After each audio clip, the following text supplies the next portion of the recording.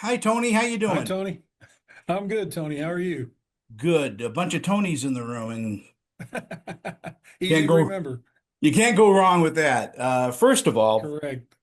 I'm in such awe of your career. I mean, wow, all the good you've Thank you. done is doesn't escape me, and thank you so much for doing what you do. I appreciate that. That means more to me than you can imagine. Sometimes this is a thankless job, but at the end of the day, I appreciate your words. Thank you so much too. And I'll get right into it. I mean, are we seeing a proliferation of crimes against children, or is the news just reporting it, to be sensational? I don't think it's a attempt to be sensational at all. I mean, the underlying fact is that it's always existed. Now, we haven't always had the opportunity to kind of look behind the curtain and peek a little bit and see the inside reality of this. And I think that A&E is just off the charts with wanting to put this out there, and I'm in full support of that, and I'm very thankful for that opportunity. This is something that's always been out there. We just need to do our level best to raise awareness and educate the public and show a viewing audience like, yes, this is terrible. There is the good ending is because we get them in custody, but there's a lot to learn from this.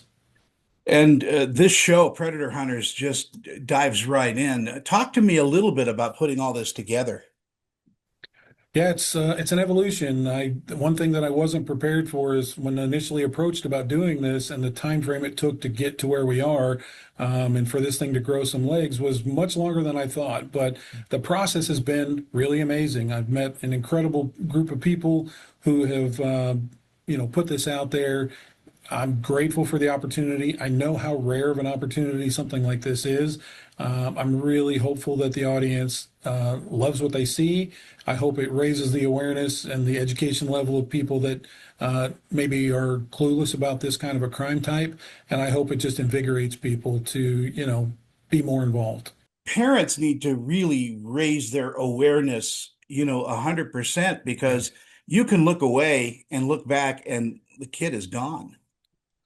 Yeah, this can go from 0 to 100 really, really rapidly. I do a lot of training and education pieces in the public eye, but this is a way to reach millions of people all at the same opportunity. And what people that I would say is be intentional, lean in, pay attention to what your kids are doing. Watch out for these behavior changes. Watch if you see something super significant. If your child's an A student and all of a sudden they are making D's or F's, or they got a whole new friend group, or they just are normally outgoing and now they're very introverted. Like, pay attention because there could be something that's going on. But monitor what's going on. Know the passwords to your kid's device. Know what platforms your kids are on. Educate yourself. There's tons and tons of resources out there to help you if you're a little behind the power curve in terms of technology. But at the end of the day, you have to do this in a loving, constructive way that's age appropriate to your child.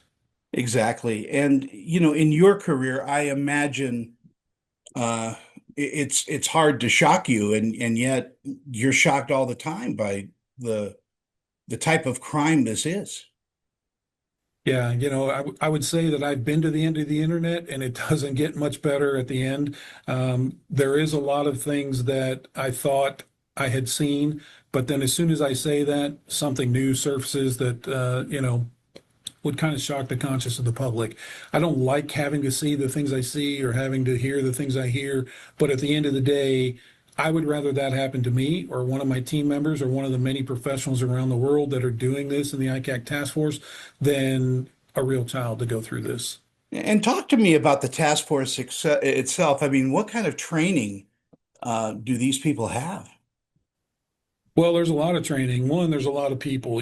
There's like over 5,000 state and local and federal ICAC task force members across the nation. The training is very extensive. We go through, biannual training. In a lot of ways, it's a process to learn how to do this job, and it's multifaceted. It's not just the undercover chatting that happens. There's many other tentacles that go out that allow us to engage with these predatory types.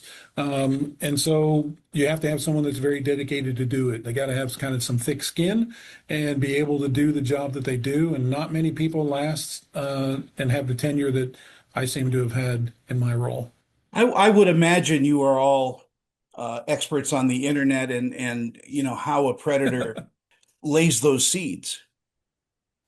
Yeah, I mean, it's kind of trial by fire when you first learn how to do this stuff and you put yourself out there in the wild, like you realize it's exponentially faster than what you even were told in a training environment. It moves so quickly, especially the online world. I think there's this little bit of ability where maybe these offenders feel they have anonymity when technically they really don't. And so we have to kind of learn as we go. I was not a computer guy when I first started. I do computer forensics and phone forensics now, and mostly out of necessity. But you do learn it. You learn it fast, and it's very, very difficult, but very, very rewarding. Talk to me a little bit about what you think audiences will take away from the series. I hope that they're going to be able to recognize some of those flags. I hope that it empowers people to see that this isn't a Texas issue. This isn't a U.S. issue. This is a global issue. This is stuff that's happening day in and day out. I hope it embraces, people will embrace that and then maybe get implemented into the system somehow. Like, the whole see something, say something, like get involved. And if this is something that's near and dear to your heart, which I think any kind of a case involving a child is, there's so many resources, even in their own communities, children's advocacy centers and outreach programs, local agencies that always need things. And so I hope it raises their education, their awareness. I hope it increases their knowledge, and I hope it just invigorates them to be more intentional, especially with the kids. And in our final moments that we have, thank you so much. I know you're a busy, busy guy. What do you do in your downtime to kind of shake all this off? I mean, do you spend time Yeah. with your family? Do you go hunting and fishing and all of that stuff? I will say thank you for that question. It's not one that I get asked a lot, even though I think it's very paramount. Number one, my family is grounded me very well. Like they are so supportive and so loving. They know what I do. They know the sacrifice that I have to make. And so without them, I couldn't do anything. I also have a pretty healthy addiction to woodworking and metalworking and anything sort of creative. And so I do go out and sacrifice boards quite a bit to get this stuff off my brain a little bit. I'm super grounded in my faith. I'm super grounded in the role that I have so that I don't have to take this stuff home. Everybody's aware of what I do. My kids are keenly aware of what I do and have always been. I'm not a head in the sand kind of a person. And so really without them, I couldn't do what I do. So I'm super thankful for that.